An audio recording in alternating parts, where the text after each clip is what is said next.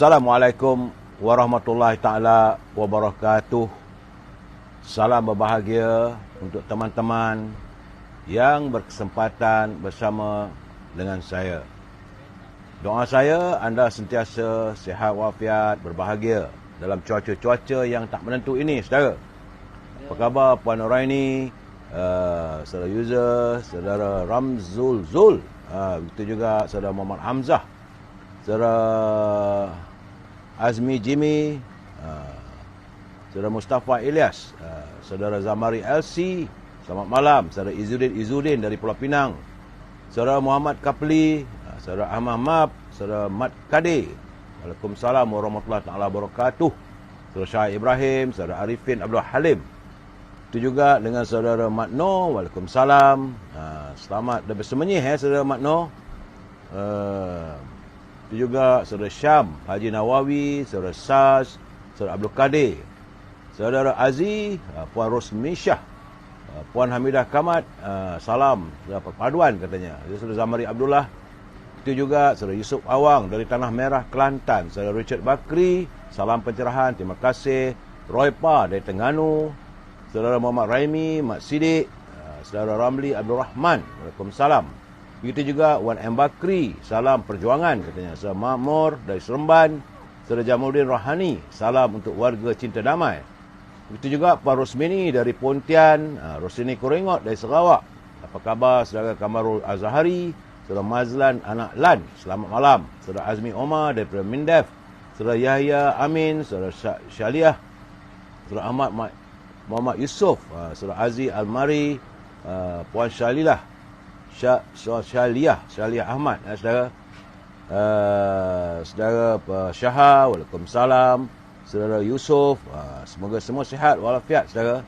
Itu juga saudara Mustafa, saudara Pak Chu dari Langkap, Perak, saudara Ramzul, begitu juga saudara Mon Syahrim. Saya minta saudara kalau boleh jarakkan sedikit saudara, kalau nama saudara ada 2 angka, iaitu nama macam saya Kamal Amir. Jadi Kamal 1, Amir 1, mudah saya nak sebut saudara. Ya, saudara Abu Seman Hashim dari Batu Pahat, Puan Umi Kalsum, terima kasih. Hizam Masih, begitu juga Airil Awi, saudara Kamarul daripada negeri, saudara Kamarul, saudara Yus Yidras, saudara Azri Tok Kaya, saudara Ghafar Nisa, salam dari Yusmilan, saudara Norma, saudara Syarif, saudara Syamsuri, itu juga Edi Tahir, Amy Furniture, terima kasih. Begitu juga dengan saudara Abdul Rahman, Abrahman Manap, Puan saudara Burak Putih. Jangan begitu saudara, tak baik. Saudara buka-buka aja cerita dah saudara Samsuri, jangan begitu. Saudara Junadi Hakim, Puan Nur Fisyah Idris, Puan Aminah Kak Minah, apa khabar dari Kuala Terengganu, saudara Sevensky Brutal, saudara Abdul Rahman Abdullah dari Johor Baru, Puan Maimunah Ahmad Aris dari Perak, Rubidin, apa khabar Bi? Semoga bahagia dengan pasangan anda, saudara Syarum Juandi. Pak Chu rindu pada Pak Nazil, belum ada kirimannya. Saudara Saklina, saudara Rahman, saudara Zaziri Buhari, saudara Isma Jeff, saudara Pada Idi. Begitu juga dengan saudara Din Ota, saudara Leh, Bib katanya, saudara Zek Zul, apa khabar? Saudara Ramzul, terima kasih. Itu juga saudara Muhammad Faizal, salam pencerahan. Saudara Abu Sama, Raja Kamal, Raja Bazian daripada Terengganu, daripada Sungai Petani, apa khabar aku? Rubidin, sihat walafiat, alhamdulillah. Baik saudara, yang mana tak sempat saya santuni, saya mohon maaf saudara. Saudara Aftam, yang mana yang saya dapat santuni, saya santuni. Pencerahan harus diteruskan, walaupun saya saat ini berada di luar rumah. Ya, Puan Rubiah Osman, itu juga saudara Syed Mokhtar, Waalaikumsalam, saudara Junaidi. Saudara, hari ini sebagaimana kita tahu adalah hari Sabtu malam minggu, tanggal 13 Mei 2023, yang merupakan hari yang ke-1151 COVID-19 melanda negara kita. Jangkitan masih ada lagi. Sebab itu saya minta teman-teman yang menghadiri rumah terbuka, ataupun ada perkumpulan, pertemuan, pastikan melakukan penjarakan sosial. Dan bila pulang rumah, bersihkan diri anda, barulah tengok anak-anak. Jangan pula nanti dengan kita di luar di rumah, khawatir, bimbang. Ya, Saudara Pak Cam Baharudin dari Shah Alam. Raja Rosli, Raja Suluh, apa khabarku? Terima kasih. Saudara Nur Azman, Saudara Jebat Pembela. Apa itu juga Eddie Tahir dari Perak, number 2 in the world katanya. First gold, third bronze. Ini apa ni Saudara Eddie Tahir? Keputusan yang mana tu ya, Saudara Awang Mayan? Saudara, laporan tidak dapat saya berikan kerana yang terperinci disebabkan Kementerian Kesihatan masih belum lagi memberi penjelasan secara terperinci kedudukan COVID. InsyaAllah hari Isnin nanti adalah kod gamaknya ya, Saudara Awang Mayan. Baik, terima kasih. Dia tanya apa habaq. Puan Halimah Hashim. Begitu juga Cik Norlia. Puan Halimah dia bikin salam untuk semua warga cinta damai. Begitu juga Awang Mayan, Junaidi Hakim.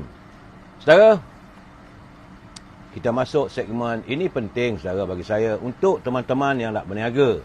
Kalau anda mempunyai produk, jangan lupa untuk menghubungi Al-Azhar di talian 011-330-41241 bagi membolehkan saya mewawarkan produk anda.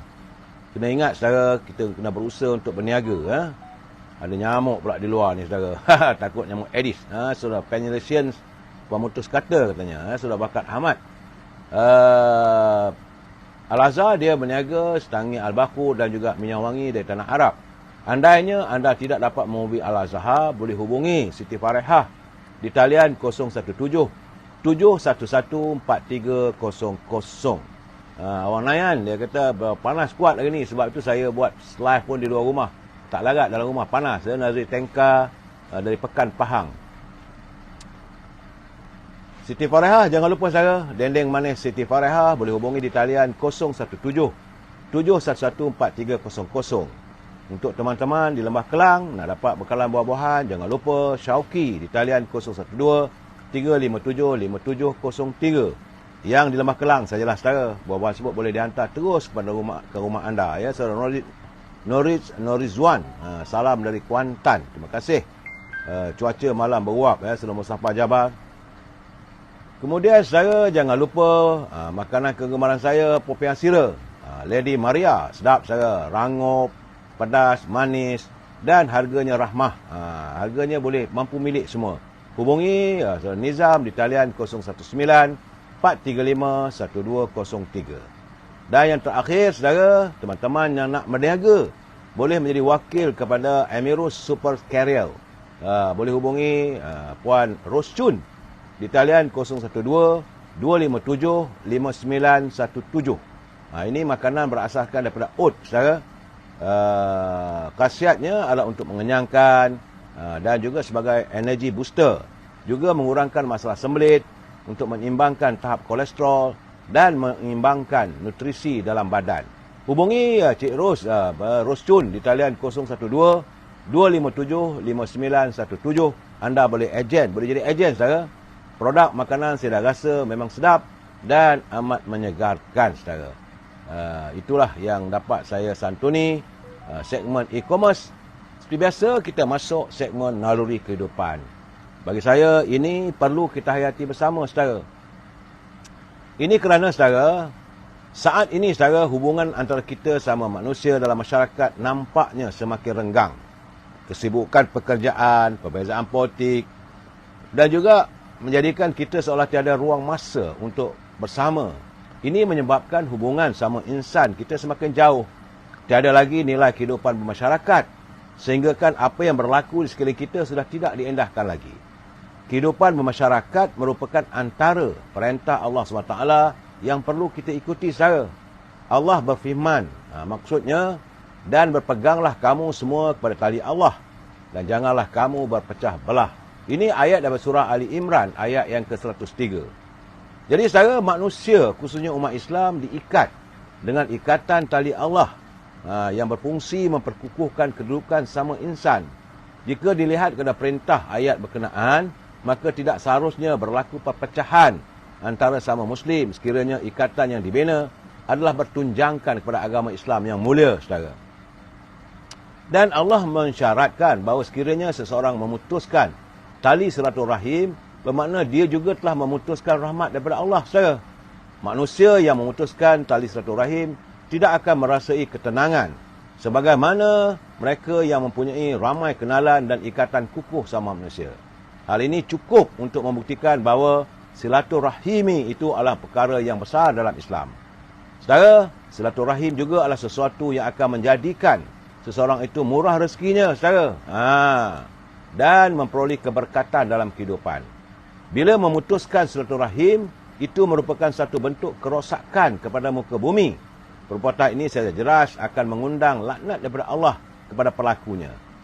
Ini juga seolah merupakan petanda akhir zaman yang sudah jelas kemunculannya pada masa ini dengan pelbagai bentuk kejadian yang berlaku yang menyebabkan kita semakin terputusnya ikatan ukhuwah sama Islam, sama Muslimin, saudara. Santunin, saudara. Terima kasih Adik Tahir, Sendayan hujan lebat. Saudara Azmi Nordin dari Bagan Datuk, kawasan rumah saya pun hujan. Tapi sekarang ni dah renyai-renyai. Tadi lebat, saudara. Baik, saudara, kita santuni mutiara kata. Ini kiriman sahabat saya, Tan Sri Osu Sukam. Mutiara kata kali ini agak lucu sedikit, saudara. Hayatilah. Ini untuk para suami. Katanya, kemewahan dan kekayaan yang dimiliki andai sedikit, bakal menjadikan suami sering merasa rendah diri terhadap isterinya. Tetapi, jika mereka tahu, itu isteri tahu kekayaan dan wang yang kita miliki kita agak banyak, pastilah isteri akan meminta tambahkan pakaian serta perhiasannya. Oleh itu, sembunyikanlah setiap yang kita miliki, duhai para suami. Itu mutiara kata daripada saudara Tan Sri Osu Sukam. Ini dia boleh bergurau, saudara. Kadang-kadang lucu juga mantan Ketua Menteri Sabah ni, saudara. Jadi para suami, kalau banyak wang, jangan tunjuk. Tunjuk nanti, maka orang sebelah akan minta lebih pula nanti. Itu tak kena, ini tak kena. Saya sering mengingatkan teman-teman, sebagaimana saya mengingatkan pimpinan negara, agar jangan membelanjakan wang negara tanpa had, kerana kita bimbang. Kalau wang negara dibelanjakan tanpa had, maka negara boleh muflis. Saudara Hatijah, saudara Irfan Fazah, saudara Rostan Mubin, saudara Wan Syahrudin. Itu juga saudara Zari dari Pasir Mas, Kelantan. Razak daripada Tanjung, saudara Sanusi Yusof. Itu juga saudara Nur Ali. Selamat malam. Saudara, sebelum saya meneruskan pencerahan, mesti saya memberi peringatan. Kalau tidak nanti peguam saya marah. Sebelum saya dimarah oleh peguam, saya harus mengingatkan anda bahawa mereka yang menyunting semula live saya ini dan dimasukkan dalam sebarang channel. Ada banyak channel sekarang ni, saudara. Maka anda harus bertanggungjawab atas setiap suntingan yang anda lakukan.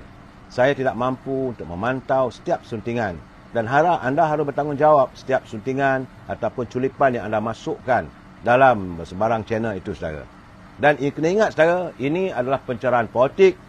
Matlamatnya tidak lebih, tak lebih tak kurang adalah sekadar memberi informasi supaya warga kita sentiasa berinformasi dengan apa yang berlaku suasana negara kita. Mungkin tidak lengkap, tapi ada sedikit-sedikit lah. Itulah matlamat harapan saya, saudara. Dan bila saya memberi pandangan, kita mesti bersetuju untuk tidak bersetuju. We must agree to disagree. Saudara Adik Tahir, kenapa nak bakar pula? Kita bakar ni. Saudara Junaidi Hakim, tapah hujan. Tapi meruap juga katanya. Saudara Yim, saudara Cik Mat Mohaini dari Taiping, Perak. Semoga anda semua sihat, jaga linglung. Dia kata pertemuan semula Nek Omar dengan Nek Abdul, itu santunan yang kita lihat gambar tadi, saudara. Baik, saudara, itulah peringatan saya. Hari ini saya mendapat laporan daripada Met Malaysia, iaitu menurut Jabatan Meteorologi Malaysia, terdapat sebanyak 30, saudara, kawasan di Semenanjung yang dilaporkan berada dalam status cuaca panas tahap 1. Semalam saya laporkan 14, hari ini naik ke 30. Jadi menurut Met Malaysia, antara kawasan tersebut termasuklah di Perlis dan beberapa daerah di Kedah seperti di Baling, di Kota Star, Bandar Baru, Padang Terap, Kubang Pasu, Kuala Muda, Pendang, Kulim, Sik dan Kuala Muda. Itu di Kedah, saudara. Di Perak pula, kawasan terlibat ialah Ulu Perak, Kinta dan Kuala Kangsar. Hati-hati, saudara, cuaca panas. Tahap 1 ni saudara, tahap berjaga-jaga. Bagi negeri di Pantai Timur, terdapat yang direkodkan seperti Kuala Kerai dan Pasir Mas di Kelantan. Serta di Negeri Pahang itu di Bentung, Bera, Jerantut, Lipis, Maran, Raup, Rompin dan Termeluh. Dalam pada itu, saudara, ia turut menyangkuti di Kuala Lumpur, sekitar di Kuala Selangor, di Jelebu dan Jempol di Negeri Sembilan serta Tampin. Begitu juga di Muar di Johor, saudara. Bagi Negeri Sabah pula hanya satu kawasan dilaporkan, iaitu di kawasan Kinabatangan. Bagaimanapun Sarawak tiada laporan. Itu kedudukan 30 saudara kawasan yang merekodkan dan dijangka mengalami peningkatan haba yang agak tinggi. Tahap 1 ni saudara banyaklah, sebab saya juga melihat bagaimana Kementerian Kesihatan melaporkan bahawa terdapat sekitar 14 terjadinya kes strok haba yang direkodkan di negara kita, saudara.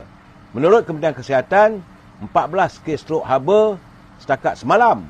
Dan kata Timbalan Menterinya, iaitu Lukanisman Awang Suwani, pihaknya menjangkakan kes strok haba mungkin terus meningkat akibat cuaca panas yang berlaku hingga Ogos ini. Sehingga semalam terdapat 14 kes laporan. Namun keadaan masih terkawal dan pihak Kementerian Kesihatan masih ada punya fasiliti kesihatan seluruh negara. Terdapat 6 kes dilaporkan di Kelantan, saudara. Sarawak ada 5 kes, Sabah 3 kes. Ini semalam. Dan menurut Lukanisman lagi, 13 mangsa sudah pulih kecuali 1 kes kematian di Kelantan membabitkan kanak-kanak berusia 11 tahun. Dan Kementerian Kesihatan Malaysia bekerjasama dengan Kementerian Komunikasi dan Digital akan mengeluarkan maklumat dalam TV, dalam tiaran media sosial dan sebagainya untuk memberitahu kedudukan haba, saudara. Jadi, saudara berhati-hati. Suasana ini, kesan daripada haba ini juga, ia turut. Bila panas, saudara, ia turut mengakibatkan banyak kawasan mula mengalami kekurangan air. Di Sabah, saudara, lebih kurang 20,000 warga Universiti Malaysia Sabah, UMS, berhadapan dengan krisis air. Meskipun beberapa langkah telah dilakukan oleh pihak pentadbir.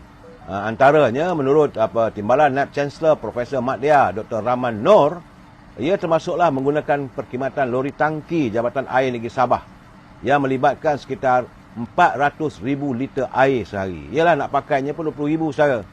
Namun, bekalan itu diperoleh dari loji rawatan air Moyok di Penampang dan melibatkan sekitar 20 kali penghantaran. Bagaimanapun masih lagi ada tidak cukup, jadi diharap bertambahlah. Saudara, pihak universiti memperuntukkan sekitar RM350,000 bagi pelaksanaan inovasi bekalan air di kawasan universiti, saudara. Berdoalah kita, saudara, agar hujan segera turun, tangki-tangki penuh balik air dan dapat dibekalkan di UMS. Begitu juga, saudara, lapangan terbang Kuala Lumpur telah pun mengumumkan semua syarikat-syarikat penerbangan yang mahu ke Kota Kinabalu dinasihatkan untuk mengisi air dalam pesawat mereka. Kerana air di lapangan terbang Kota Kinabalu juga mengalami kesusutan. Saudara, itu keadaannya, saudara. Inilah yang saya dapat laporkan berhubung dengan kedudukan bekalan air dan juga cuaca, saudara. Sebab itu, Kerajaan Persekutuan, semalam Datuk Seri Anwar Ibrahim berada di Kelantan. Menurut Yang Amat Perdana Menteri, Kerajaan Persekutuan akan menambah peruntukan kepada Kelantan dalam usaha meningkatkan kemudahan khususnya negeri itu. Iaitu peruntukan itu melibatkan projek-projek pembangunan yang dilihat lebih besar berbanding semasa pembentangan belanjawan madani sebelum ini, katanya.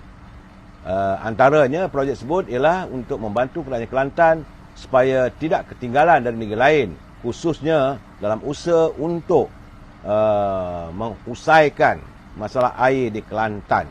Saudara, menurut Datuk Seri Anwar Ibrahim, beliau sudah pun mengadakan perbincangan bersama dengan Menteri Besar Kelantan, Datuk Ahmad Yaakob, dan Menteri Sumber Asli, Alam Sekitar dan Perubahan Iklim, Saudara Nik Nazmi Nik Ahmad. Jadi, hasil perbincangan tersebut telah pun dipersembahkan ke bawah Duli Yang Amat Mulia Tuanku Sultan Kelantan, Sultan Muhammad. Dan saya dipahamkan bahawa peruntukan tersebut disalurkan terus kepada istana. Tidak kepada kerajaan negeri, tidak kepada wakil-wakil UMNO atau wakil-wakil politik. tapi disalurkan ke Istana Kelantan. Kerana dirasakan bahawa ini akan melibatkan peruntukan pembangunan terbesar buat di Kelantan, termasuk 107 projek baru yang bakal dilaksanakan. Saudara, jadi warga Kelantan nak cari projek kena baik dengan tuanku lah, saudara. Itu gambarannya semalam di Kelantan. Kita melihat begitu ramai sekali, saudara. Ramai warga Kelantan yang hadir dalam rumah terbuka dan sambutan Hari Raya Aidilfitri, termasuk juga hari ini di Terengganu, saudara.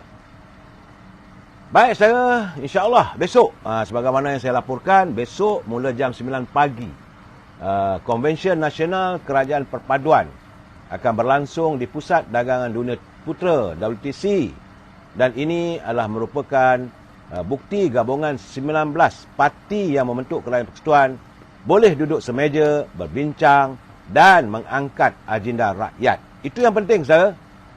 Ketua Penerangan Pemuda Barisan Nasional, Saudara Muhammad Solihin Muhammad Taji'i berkata, walaupun kerajaan hari ini terbentuk menerusi gabungan parti yang berbeza dari segi ideologi, tapi semuanya berkongsi nilai sama, itu untuk mencapai kestabilan politik negara. Beliau menyangkal dakwaan kononnya konvensyen itu sebagai persiapan menghadapi pilihan raya negeri. Solihin sebaliknya berkata, ia adalah medan untuk menyatukan parti yang membentuk kerajaan perpaduan supaya terus kekal, kuat dan stabil. Keutamaan kerajaan perpaduan sekarang ini bukan pendekatan pilihan raya negeri, saudara, tapi untuk memastikan kestabilan kerajaan yang sedia ada.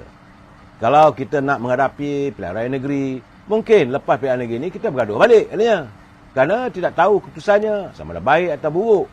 Paling penting konvensyen besok adalah untuk menyatukan perbezaan ideologi untuk duduk bersama bagi memastikan kerajaan pusat yang ada sekarang ini terus kekal kuat.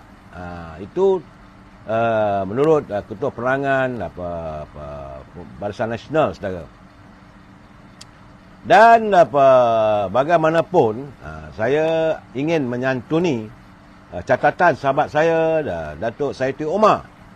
Dia menghantar kiriman hari ini, dia berharap agar jangan jadikan Dewan Merdeka besok sebagai pentas sandiwara. Itu harapannya. Menurut Datuk Saiti Omar, dia kata esok WTC, Pusat Dagangan Dunia Putera, akan mencatat satu lagi sejarah apabila berlangsungnya Konvensyen Nasional Kerajaan Perpaduan. Semua pimpinan parti-parti yang membentuk Kerajaan Perpaduan akan berhimpun. Dewan Merdeka esok juga akan penuh dengan ahli dan penyokong parti yang mendukung Kerajaan Perpaduan. Pastinya, parti atau gabungan Barisan Nasional dan Pakatan Harapan akan dianggap sebagai tuan rumah. Manakala parti-parti lain seperti GRS, GPS merupakan tiang seri kepada Kerajaan Perpaduan. Parti seperti Warisan, Parti Muda dan lain-lain akan jadi serandang mengukuh kerajaan pimpinan di bawah kerajaan pimpinan Datuk Seri Anwar Ibrahim. Jadi, menurut Datuk Seri Omar, dia kata, untuk kesekian kalinya, Dewan Merdeka akan menjadi pentas politik negara. Sebelum ini, Dewan itu pernah menjadi pentas penyatuan UMNO dan PAS melalui Muafakat Nasional. Itu tidak dapat dinafikan, saudara. Para penyokong kedua parti itu seolah-olah menjadi histeria dengan majlis tersebut. Mereka sebab, mereka menangis, menitiskan air mata kerana tidak pernah mereka menjangka sengketa berabad akhirnya meletakkan mereka berada di bawah satu bumbung. Waktu pelancaran penandatangani Piagam Muafakat Nasional pada 14 September lalu, saudara, orang PAS dan orang UMNO berpeluk-pelukan dan berdekapan sama-sama mereka menyantuni dengan penuh kasih sayang. Bagaimanapun, Muafakat Nasional yang dilihat sebagai dimensi baru politik Melayu dan Islam saat itu, kerana rakyat dahgakan penyatuan serta keharmonian untuk melihat penyatuan itu sebagai satu sejarah buat bangsa Melayu dan mengaku bahawa kerjasama itu dialu-alukan oleh seluruh rakyat. Namun secara politik, tetap politik, katanya. Walaupun dalam keadaan apa sekalipun, penyatuan politik bukan untuk saling kukuh-mengukuh, namun akhirnya untuk saling mempersoalkan antara satu sama lain. Catatan Datuk Saiti ini sedap juga, kena. Belum azan subuh dilaungkan, katanya. Permuafakatan politik UMNO dengan PAS pecah dan hancur. Tiba-tiba saja, PAS yang sudah menggenggam erat tangan UMNO melepaskan genggaman itu untuk bertaut kepada bersatu. Air mata yang sebab, yang terharu, yang tumpah di kalangan para penyokong masing-masing gara-gara permuafakatan itu akhirnya kering di lantai Dewan Merdeka menjadi debu tanpa ada nilai, katanya. Sebab itu esok, katanya, kalau boleh, biarlah Dewan Merdeka tidak mengulangi sejarah luka lampau itu dan ia tidak dijadikan pentas untuk bersandiwara. Sebaliknya, biarlah menjadi tapak mencari perpaduan yang hakiki. Hendaknya, kata Datuk Sayuti, esok akan terikat dan termeterailah perpaduan sejati demi bangsa dan negara. Itu peringatan Datuk Sayuti Omar kepada setiap perwakilan, setiap yang akan hadir besok. Sebab bermula jam 9 pagi akan diadakan konvensyen permuafakatan di kalangan pemuda. Kemudian permuafakatan di kalangan puteri. Begitu juga dengan wanita UMNO, Keadilan, DAP, Amanah dan 19 buah parti itu. Semua pimpinan-pimpinan di peringkat di seluruh negara, saudara. Dan pada jam 2 petang, Perdana Menteri selaku pengerusi kepada gagasan perpaduan ini akan menyampaikan ucap pertamanya dan untuk menzahirkan harapan dan impiannya, saudara. Itu keadaannya. Saudara Mahasya, Waalaikumsalam, salam madani, salam pencerahan. Ya, saudara Puan Nurliza, saudara Fazila Abdullah. Semuanya, mantap lah katanya. Ya, Puan Nurliza, Yahya, Minah S Kitchen, Sejejak Warisan, saudara Madam K.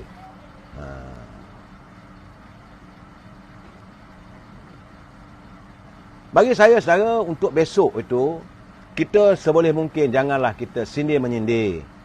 Sebolehnya kita elakkan untuk kutuk mengutuk, saudara. Ini saya lihat, saudara, sebenar-benarnya saya juga mendapat kenyataan bahawa kabarnya itu mungkin betul, mungkin tidak. Ini yang dapat pada saya, kabarnya PAS di Kelantan dikabarkan semakin mesra dengan Perdana Menteri yang ke-10, Dr. Seri Anwar Ibrahim. Ini menggambarkan seolah-olah mereka juga ada keinginan untuk menyertai kerajaan perpaduan. Jadi bagaimana kita lihat sambutan Raya Madani di Kelantan semalam. Dari jalanan hinggalah ke istana, ia disambut dengan sungguh meriah, saudara. Kabarnya juga, saudara, legasi Tuan Guru Nik Aziz juga mungkin akan meninggalkan PAS. Kerana dulu Nik Omar boleh berkatakan bersengketa dengan abangnya itu Nik Abduh. Tapi kedua mereka telah pun disantuni dalam pertemuan bersama-sama dengan Datuk Seri Anwar Ibrahim. Dan ya, tidak dapat nafikan kerana politik, saudara. Memanglah di Kelantan tu kesan daripada politik. Adik-beradik boleh bergaduh, suami isteri boleh bercerai-berai. Tapi nampak gayanya, setelah berapa lama mereka bergaduh, mereka tak bertegur sapa. Dan keluarga jadi porak-poranda kerana politik. Tapi hari ini sejuk mata memandang, saudara. Kalau kita melihat bagaimana hubungan mereka kembali bertaut. Kedua-dua mereka berdamai di depan pemimpin negara nombor 1, saudara. Jadi bagi pengundi biasa dan non-partisan, sebenarnya saudara, kita dah tak larat nak tengok pergaduhan. Kerana rakyat, selalu saya katakan, rakyat mendambakan politik yang tenteram. Rakyat mendambakan negara kita ditingkatkan kedamaian. Iaitu yang diperlukan kestabilan. Tapi bagaimanapun, bagaimana kata Patah Iris, dia kata, this is a good start. Perpaduan ummah bermula di Serambi Mekah. Sama-sama kita doakan yang lain terbuka hatinya. Kalau boleh, kita nak dapat kerajaan perpaduan dengan arti kata sebenar. Seperti yang ada di Indonesia, saudara. Kerajaan dan pembangkang bersatu jua. Melalui politik, apa pun boleh jadi. Politik, saudara, nothing is impossible. Tiada sesuatu yang tidak mungkin. Segala-galanya dalam politik ini berkemungkinkan. Saudara Fazlul Abdul, kita nak majukan Kelantan pula lah. Betul, saudara. Sebab itu, lafaz ikrar Presiden UMNO andainya UMNO diberi kesempatan untuk mentadbir di Kelantan, UMNO akan mengusahakan supaya Kelantan dapat dibangunkan, masalah air dan sebagainya. Saudara Edi Tahir takkan guna jentera padi. Bagi saya lah, saudara, saya minta teman-teman yang melayari Amir Hijaz Fan ini, saudara, kita berfikiran terbuka, kita jangan mengikut halaman media sosial lain, saling berbalah, saling bermaki-maki, carut-mencarut, itu tak ada mendatangkan faedah. Kutuk-mengutuk, orang ini tak betul, orang ini pembohong, orang ini penipu, tak perlu, saudara. Yang penting sekarang ni, saudara, kita menyantuni sama ummah. Kita mesti dilihat dalam keadaan penyatuan yang jitu demi lestari kebangkitan bangsa kita. Saya dah bercakap, saya saban malam saya bagi tahu, ekonomi dunia bukan baik. Bagaimana kita harus untuk menangani masalah derita rakyat, kesan daripada kehancuran ekonomi. Bukan hanya negara kita, saudara, dunia juga mengalami kehancuran ekonominya. Tambah lagi bila ujuk peperangan, tidak adanya kestabilan di Pakistan. Pakistan itu adalah satu contoh yang terbaik, yang terbaru yang harus kita lihat, saudara. Apabila mantan Perdana Menteri Imran Khan ditangkap, berlaku pergaduhan, ramai yang mati, dan ekonomi Pakistan runtuh, saudara. Apakah kita mahu keadaan itu berterusan di negara kita? Kita mahu melihat warga kita, saudara, dapat ditangani derita mereka. Kita nak melihat harga barang di pasaran dapat diperbaiki harganya, tambah nilai. Kita mahu melihat wang, nilai mata wang negara kita, ringgit Malaysia kita semakin mengukuh. Walaupun tadi saya ada dapat laporan, katanya bahawa setakat suku tahun pertama, perbelanjaan negara ada lebihan sekitar dalam 4.7 bilion, tak silap saya. Bagi saya itu bukanlah sesuatu yang perlu dibanggakan. Itu adalah sesuatu sebagai tanda awal bahawa kita mampu untuk menangani ekonomi kita. Sebab jangan lupa, saudara, kita masih berhutang 1.5 triliun, saudara. Saudara Muhammad Harmi, dia kata kita marah dan pelik kerana politik, agama dan bangsa menjadi sasaran dan dipergunakan sesuka hati mereka. Itu keadaannya, saudara Muhammad Harmi. Saya bersetuju dengan anda. Cukup-cukuplah. Sepatutnya sekarang ni, saudara, kalau sesiapa yang hadir jumpa dengan anda, mewawarkan tentang politik negara kita, atau menyemai rasa perbalahan sama ummah, perbalahan sama kaum, ataupun menggunakan agama, kita bagi tahu kepada mereka, cukuplah. Dah 5 tahun kita berbalah. Malahan perbalahan ini tidak ada penghujungnya. Sampai bila rakyat nak berbalah? Anda sebagai pemimpin tak ada masalah, tapi rakyat tertekan dengan suasana yang kehidupan yang semakin tenat. Itu keadaannya, saudara Mat Sepana. Terbaiklah Zaid yang berusaha untuk menyantuni masalah rakyat di Kelantan. Saya merasakan, saudara, besok itu adalah permulaan yang terbaiklah. Kerana bukan hanya penyatuan bangsa Melayu, dulu kita buat antara UMNO dengan PAS dalam Muafakat Nasional, tapi kali ini semua kaum, termasuk di Sabah dan Sarawak, wakil-wakil daripada Sabah, wakil-wakil dari Sarawak hadir, dan mereka akan melontarkan pandangan, pendirian dan juga kefahaman politik mereka yang perlu disantuni bersama. Inilah sepatutnya kita mencari kedamaian. Bumi bertuah ini, saudara, bumi yang serba makmur ini sebenarnya menanti kedamaian warganya. Kalau kita masih lagi berbalah, Tuhan pun tak suka. Hayatilah lagu Abid J.Adi, saya kata. Mungkin Tuhan mula bosan melihat tingkah laku kita yang bangga dengan dosa-dosa. Saudara, bila kita maki orang, kita kutuk orang dengan perasaan bangga, itu jugalah bangga dengan dosa-dosa, saudara. Saudara Razali Stapa, lama dah pihak yang tunggang agama pengaruhi rakyat Kelantan. Sebab itu dia kata, ayo kita beri peluang pemimpin lain pula urus dan takbir Kelantan. Saudara, saya merasakan sudah sampai masanya. Bukan nak berkempen ni, saudara. Anda nak pilih siapa, pilihlah. Tetapi jangan izinkan lagi kita ini dijadikan seperti bidak-bidak di papan catur. Kita ini dipisah-pisahkan. Sebab itu saya tak bersetuju apabila adanya usaha untuk mewujudkan proklamasi Melayu dan sebagainya, seolah-olah mahu memisahkan balik. UMNO telah pun mampu menyantunkan. Dulu, saya ingat semalam pun saya dah bercakap. UMNO mampu menyantunkan Melayu Kelantan, Melayu Negeri Sembilan, Melayu Terengganu, Melayu Kedah, Melayu Perlis, Melayu Perak, Melayu Johor, Melayu Pulau Pinang, Melayu Selangor. Yang selama ini, dulu-dulu saya, sebelum wujudnya UMNO, mengikut catatan yang saya baca, saya minta maaf saudara. Kadang-kadang dulu cakap, macam mana nak kahwin orang Negeri Sembilan ni? Tak sesuai dengan orang Negeri Perak. Orang Negeri Perak takkan boleh kahwin dengan orang Pahang. Dulu, tapi sekarang kita sekata saya, malahan saya punya menantu saya, itu anak kakak saya berkahwin dengan warga dari Sarawak. Artinya, rentasan Laut Cina Selatan tidak lagi memisahkan kita dengan bumi Sabah dan Sarawak. Kita menyatu di bawah satu warga bangsa demi perpaduan. Itu saja. Saya cuma sekarang ni saya tiba-tiba. Ini saya nak beritahu saudara. Tiba-tiba tak selesai lagi nampak gayanya. Apabila saya lihat tular dalam media sosial saudara. Dalam media sosial melaporkan ataupun menyiarkan kenyataan terbuka. Apakah itu culipan masa silam ataupun sekarang ataupun kemarin ataupun tahun dulu saya tak tahu. Tapi bila itu ditularkan saya geleng kepala saudara. Apabila Tun Dr. Mahathir yang saya selalu katakan sudahlah Tun. Eloklah berehat. Tak payah lagi nak campur urusan politik. Teruskanlah usaha anda untuk melihat masa depan di dunia yang akan anda tinggalkan tak lama lagi. Kalau mengikut natijah usia, kita tak boleh buat kerja Tuhan saudara. Mungkin ada Tun boleh sampai 100 tahun, 110 tahun, tak tahulah kita. Tapi dari segi hukum alam, dah 98 tahun. Saudara, tinggal 2 tahun lagi 100 tahun. Sudahlah. Tapi saya melihat kenyataannya bila dia kata Raja dan Cina tak boleh dipercayai kerana tak boleh diharap untuk membantu Melayu.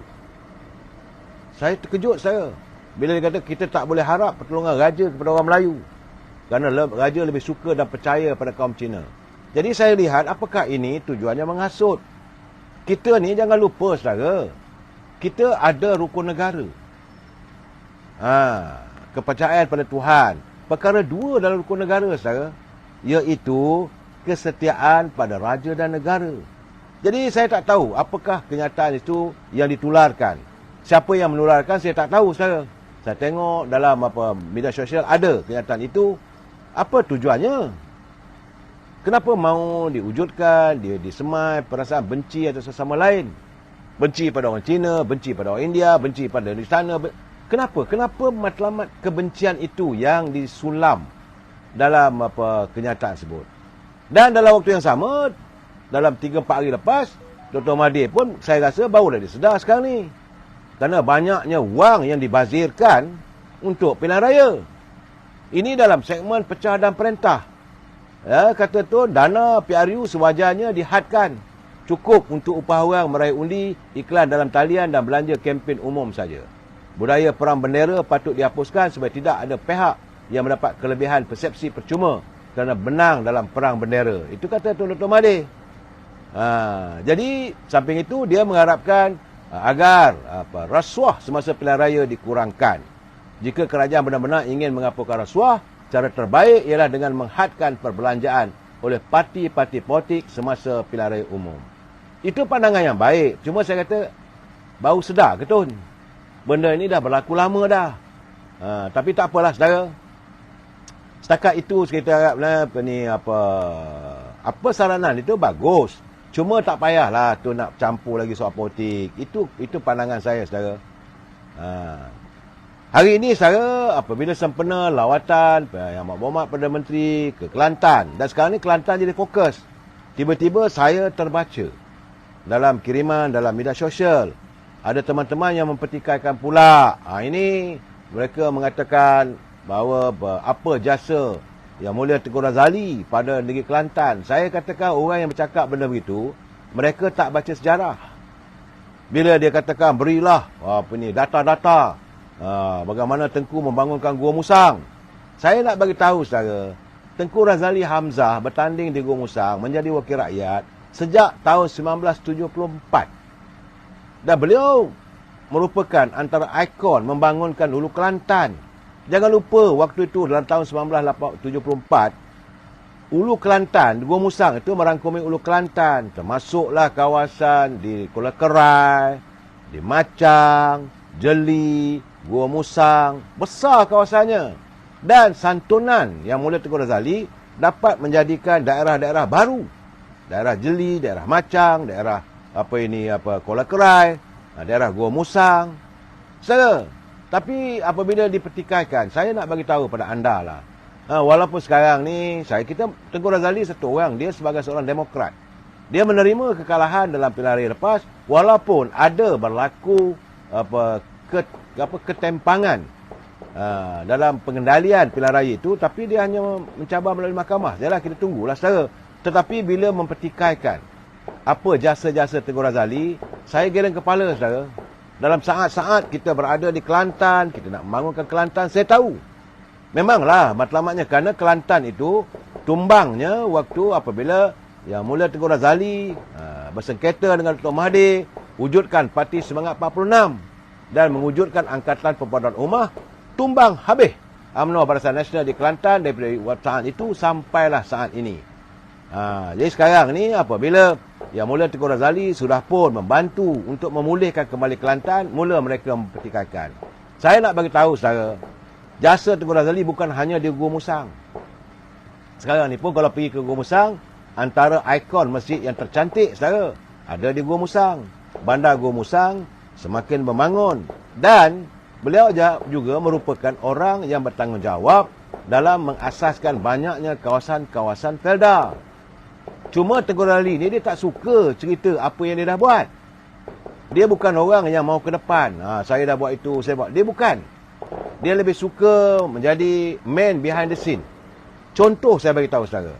Waktu saat beliau pergi ke negara China tahun 1974. Waktu itu kita tidak mempunyai hubungan diplomatik dengan negara China. Dan China waktu itu diperintah oleh komunis Mao Zedong. Kita di negara kita berperang dengan komunis. Tapi demi untuk lestari mengamankan negara kita atas saranan almarhum Tun Razak, Tengku Razali pergi ke negara China.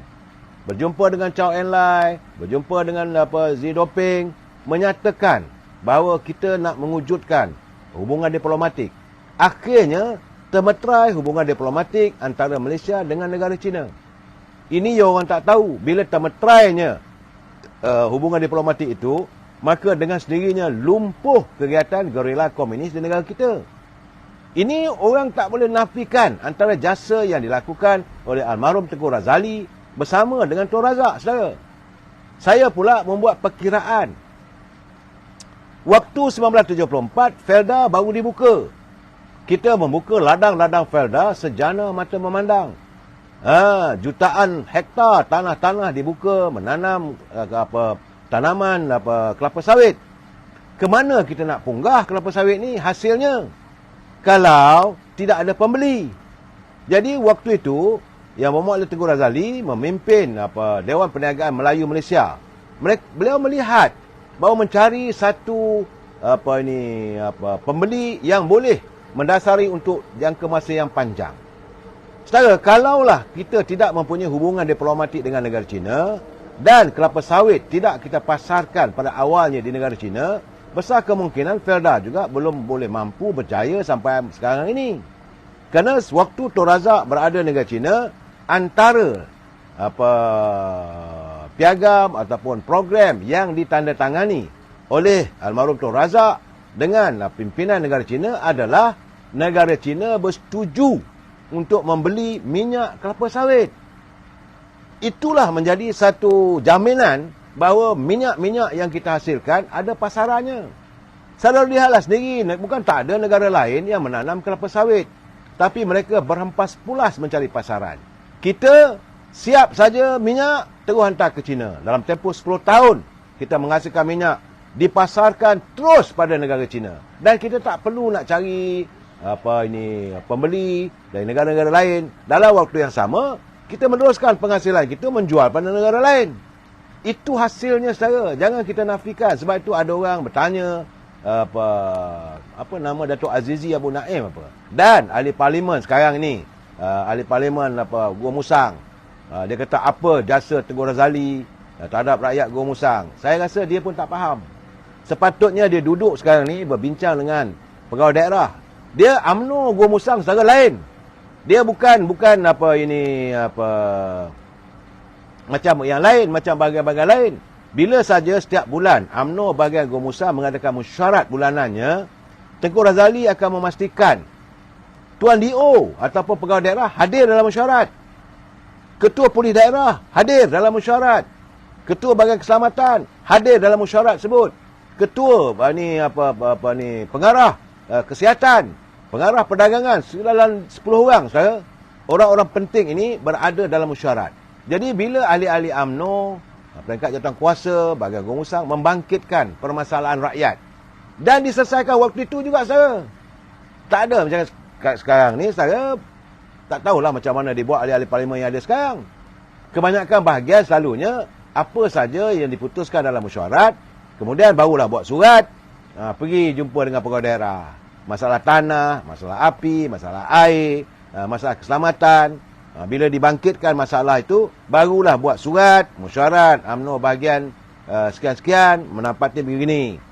Kadar jenayah tinggi. Mohonlah agar yang bahagia Ketua Polis Daerah dapat melihat keadaan begini. Itu kebanyakan mereka lakukan. Berbeza dengan di Gua Musang. Waktu itu juga dibangkitkan dan Ketua Polis Negeri, Ketua Polis Daerah dapat mendengar dengan jelas, oh ini masalah yang dibangkitkan. Dan tindakan boleh dibuat. Jadi kalau saudara mempertikaikan apa yang Tengku Razali buat di Gua Musang, saya kata tak patut. Anda mungkin warga anak-anak muda. Memang saya tidak nafikan Tengku Razali adalah usia 82 tahun, 84 tahun. Tapi jangan kita lupakan jasa orang. Beliau merupakan Menteri Keuangan. Dan jangan lupa saudara, wujudnya Sam Derby hari ini saudara, itu adalah merupakan buah tangannya. Tapi yang ditonjolkan adalah Tan Sri Khalid Ahmad. Saudara, beliau merupakan Tan Sri Khalid Ibrahim. Dan juga beberapa nama lain yang menggerakkan gagasannya saudara adalah yang mula Tengku Razali Hamzah selaku Menteri Keuangan. Banyak orang tak tahu. Saya tahu benda begini bila saya baca kenyataan dalam media sosial, saya geleng kepala saudara. Kita anak-anak muda hari ini mesti tahu menilai jasa orang lama. Jangan kerana dia tak ada apa-apa jawatan maka kita boleh perlekehkan. Jangan saudara, saya tidak bersetuju. Saya mengharapkan setuju macam Kazani. Contoh Petronas. Bukan benda mudah saudara. Waktu kita mencapai kemerdekaan dulu, perjanjian antara negara kita dengan syarikat Shell kekal, iaitu minyak-minyak yang terdapat di bumi negara kita ini, sama ada lautan ataupun di darat, milik Shell. Pemilikan itu selagi ada bulan dan bintang, saudara. Bukan main-main ni. Ini saudara boleh pergi ke Petronas, boleh bertanya. Tadi bila Tun Razak, almarhum Tun Razak menyerahkan tugas dan tanggungjawab kepada Yang Mulia Tengku Razali. Tengoklah keadaan ni macam mana kita dapat mengambil alih balik minyak kita ini. Jadi Tengku Razali mewujudkan syarikat Petronas dan di bawah Akta Petronas. Akhirnya banyaklah dia punya perjalanan ke arah untuk memilik negarakan hasil minyak ini saudara.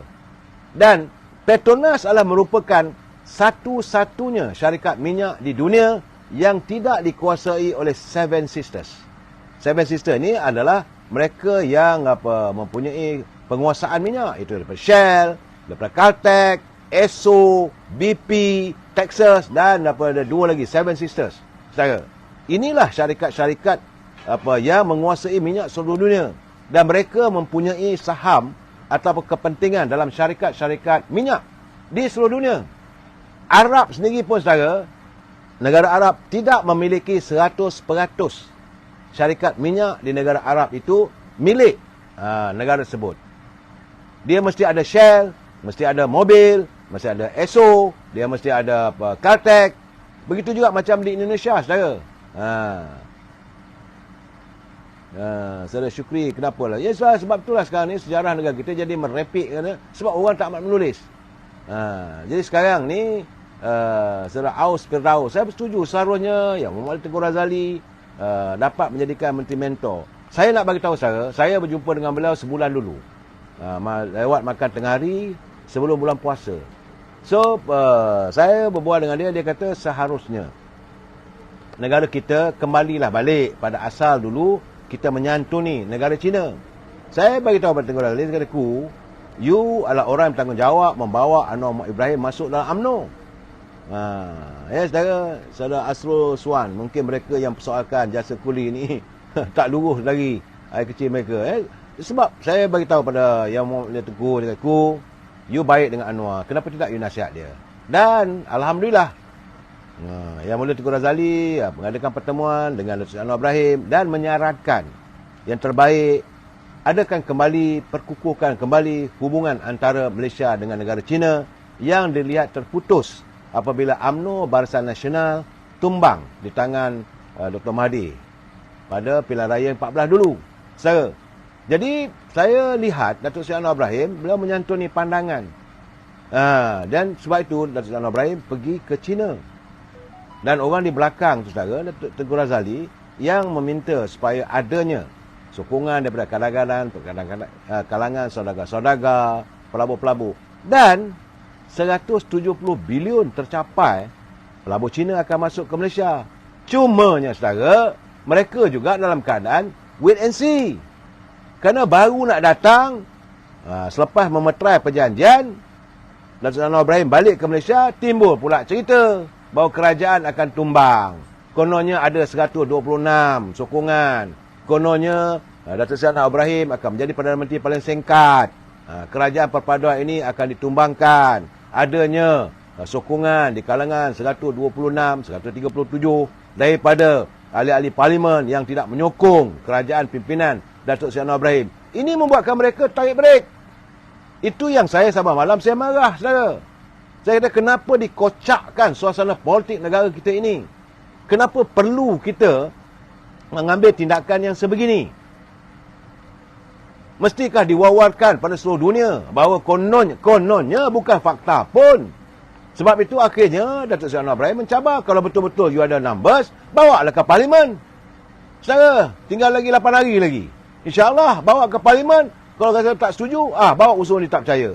Kita bertempur di parlimen. Itu keadaannya, saudara. Tapi apa yang dilakukan, kita dah dapat jaminan daripada kerajaan negeri China yang hasil daripada nasihat Yang Mulia Tengku Razali kepada Datuk Anwar Ibrahim supaya kita berbaik dengan China. Dan ternyata ada bunga-bunga. Buah durian, saudara, tak terus jadi buah durian. Dia jadi bunga dulu, saudara. Lepas bunga baru berputik. Lepas berputik dia membesar. Lepas membesar, cuaca baik, segalanya okey. Dapatlah kita buah Mosangking ke, buah durian, udang merah ke, apa sajalah, saudara. Barulah dapat dinikmati. Begitu juga ekonomi negara kita. Jangan lupa negara kita, ekonomi kita tersungkur.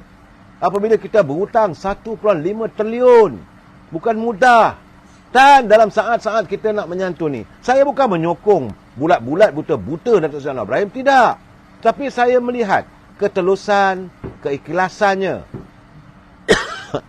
Apabila, sebab dulu saya ingat, anda-anda mungkin tidak lupa, saya membuat countdown tempoh 100 hari kerajaan yang bertunjangkan kepada untuk menangani derita rakyat.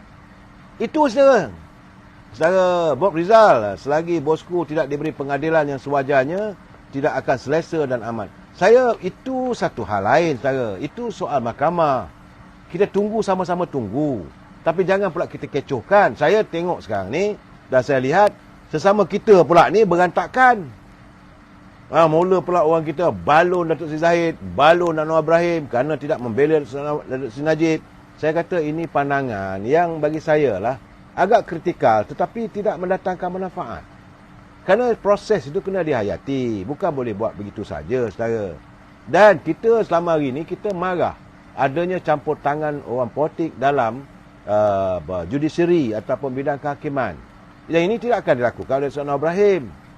Kita kena hormatilah. Dan selepas mahkamah buat keputusan, biarlah istana mengambil keputusannya. Dan UMNO tidak akan membuat tuntutan. UMNO cuma merayu saja. Pulanglah pada tuanku. Dan perbicaraan masih berjalan. Ini keadaannya, saudara. Jadi saya nak bagi tahu Bob Razak, sabar, tenang. Saya nak berjelaskan. Dan sekarang ni paling tidak pun saudara, kalau kita lihatlah apa berlaku di Kelantan, bila sudah mula menangani. Dan warga PAS di Kelantan sudah mula terpikat dengan caranya. Dan sekarang begitu juga di Terengganu. Tidak ada mengatakan usaha untuk membalas dendam dan sebagainya. Tak ada. Pembangunan akan diteruskan, insya-Allah, tetapi itu pun tertakluk pada kemampuan negara. Ini saya nak jelaskan saudara. Mula-mula tadi saya nak jelaskan bagaimana adalah Mamat Sepit ni yang tak cukup umur nak bercakap mempertikaikan Tengku Razali. Bukanlah saya marah saudara. Saya kata mereka ini sekat tiang ilmu politiknya, tidak menyusuri satu persatu. Tapi supporter apa dibangunkan di Gua Musang? Rakyat Gua Musang mungkin salah, susah. Saudara, kalau buat begitu, susahlah saudara. Kalau itu andaian anda, kalau itulah dia punya benchmarknya, hanya fokus pada Gua Musang, saya rasa silaplah. Kita kena melihat sebagai pemimpin besar. Jadi janganlah sekarang ni, kerana dia tak ada apa kuasa, maka kita mengata bukan-bukan. Ingat, kenang jasanya. Kita warga cinta damai, kita orang Melayu sentiasa mengingati jasa-jasa pemimpin terdahulu. Saudara Tok Putih dia kata Malaon ni kuat getak je, geger habuk pernah itu sana.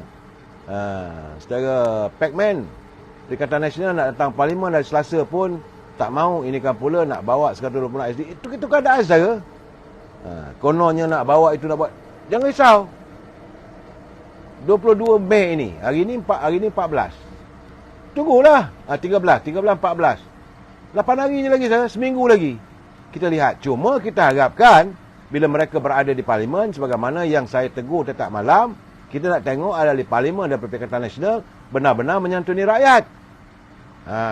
Haji Zakaria Pak Bilal dia kata setuju. Datuk Seri Najib Razak Barisan UMNO wajib perjuangkan keadilan UMNO. Itu memang akan diteruskan diperjuangkan. Secara bukan terhenti. Banyak orang menuduh macam-macam.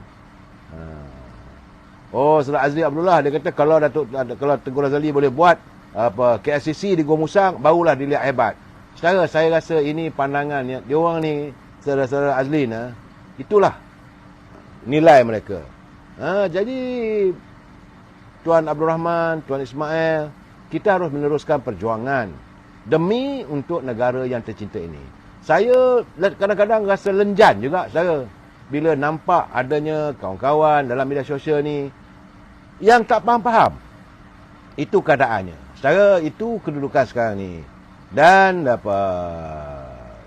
bagaimana kenyataan Presiden UMNO.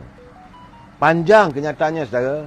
Sebenarnya besok saya yakin beliau akan melontarkan lagi bahawa kerajaan perpaduan yang didukung oleh pelbagai parti, kata Datuk Najib Zahid, bukan hanya semata-mata bersoal tentang kuasa, tetapi adalah agendanya.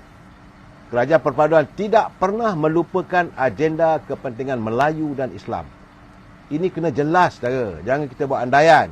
Selaku Presiden UMNO, beliau menyatakan bahawa perjuangan kerajaan perpaduan adalah selari dengan objektif penubuhan dan perjuangan UMNO, iaitu untuk agenda Melayu serta Islam. Dan pada masa yang sama, kerajaan pimpinan Perdana Menteri Datuk Seri Anwar Ibrahim juga tidak akan mengepikan agenda agama, bangsa dan negara. Sebentar siang tadi saya berbual dengan satu orang ketua pemuda. Dia bertanya dengan saya. Dia kata kenapa UMNO, Presiden UMNO boleh bersetuju untuk bersama dengan Pakatan Perpaduan, Pakatan Harapan. Saya kata cerita pendek je lah, saya kata. Nanti ada masa ni saya akan jelaskan lebih jelas lagi, saya katakan. Waktu kerajaan dalam keadaan yang tidak boleh dibentuk, apabila parlimen dalam keadaan tergantung, tidak ada satu pun parti politik yang diizinkan oleh rakyat untuk menubuh secara dominan. Maka waktu itu istana minta supaya diwujudkan perpaduan antara Pakatan Harapan dan Perikatan Nasional. Tapi Perikatan Nasional menolak. Dan bila diminta pada UMNO bertemu. Bukan dia kata terus terima bulat-bulat. Tidak. Datuk Seri Zahid Hamidi berjumpa dengan Datuk Seri Anwar Ibrahim, Datuk Mat Sabu, Anthony Loke, saudara, dan mereka berbincang ke arah pembentukan kerajaan ini. Datuk Seri Zahid menyatakan persoalannya 4 perkara ini perlu dipenuhi dan disepakati. UMNO mahu tahu macam mana kerajaan perpaduan berhubung dengan satu. agama Islam itu agama persekutuan. Mesti dipertahankan. Yang kedua, raja-raja Melayu mesti dipertahankan. Yang ketiga, hak keistimewaan orang-orang Melayu mesti dipertahankan. Yang keempat, bahasa Melayu adalah bahasa rasmi negara. 4 perkara ni saya nak tanya pada Pakatan Harapan. Apa tindakan anda dan apa anda punya pemikiran dan keputusan anda? Anthony Loke jawab terus terang. Semua itu sudah ada dalam perlembagaan kita sebagai wakil DAP, kita bersetuju 100%. Datuk Seri Mat Sabu setuju. Datuk Seri Anwar Ibrahim, ini memanglah perjuangan kita. 4 mereka bersetuju. Itu pertemuan pertama. Tapi untuk memuaskan hati pihak lain, supaya UMNO tidak dilihat orang kata pilih kasih dalam terburu-buru, tergila-gila nak jawatan dan sebagainya. Menyantuni juga permintaan untuk bertemu dengan pimpinan Perikatan Nasional. Dan Datuk Zahid mengutarakan persoalan yang sama berhubung dengan 4 perkara tadi. Tetapi agak mengecewakan apabila Perikatan Nasional, menurut Datuk Zahid, dia kata mereka beritahu mereka boleh pertimbangkan. Ini yang membuatkan Datuk Zahid Hamidi terus tarik handbrake. Kalau masalah 4 ini resolusi penting ini kamu nak pertimbangkan, lebih baiklah kita sokong Pakatan Harapan. Anthony Loke mengatakan bahawa kita bersetuju 100%. Itulah asalnya. Itulah asas bagaimana saya menerangkan kepada Ketua Pemuda tadi. Barulah dia faham. Jangan kita kadang-kadang membuat andaian yang bukan-bukan mengikut persepsi orang. Dan saudara, ini saya harap kita faham. Dan besok kita akan lihat apa yang akan disantuni oleh semua pimpinan yang ada di Putra World Trade Center. Kita nak dengar ucapan Ketua Pemuda, kita nak dengar ucapan daripada Ketua Puteri, Ketua Wanita, bukan saja UMNO saja, pada semua parti yang bergabung dalam Pakatan Harapan dan Perpaduan ini, termasuklah ucapan penting daripada Perdana Menteri. Sama-sama kita jumpa dan kita tunggu besok, saudara. Jumpa lagi malam besok. Wabillahi taufiq wal hidayah. Assalamualaikum warahmatullahi taala wabarakatuh. Selamat malam.